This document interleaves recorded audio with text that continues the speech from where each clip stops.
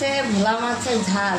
এই মাছগুলো ভেজে রেখেছি, হ্যাঁ। তারপরে এর মধ্যে মশলা দিয়েছি জিরে বাটা, টমেটো, কাঁচা লঙ্কা, আর কালারের জন্য একটু কাশ্মীরি লঙ্কার গুঁড়ো আর হলুদ। এগুলো একটু ফুটবে, জলটা টেনে নেবে, তারপরে ধনে পাতাগুলো দিয়ে নামিয়ে দেবো।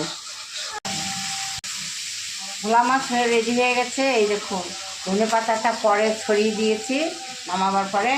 এখন হচ্ছে আপনার লোটে মাছের পেঁয়াজটা লাল করে ভাজবো।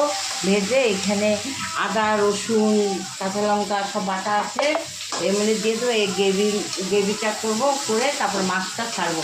মাছটা ছেড়ে কী করে রান্না করে আপনাদেরকে দেখাবো। আর কই মাছের ঝাল হয়েছে, এখানে কই মাছের ঝোল হয়েছে, আর ভোলা মাছের ঝাল হয়েছে।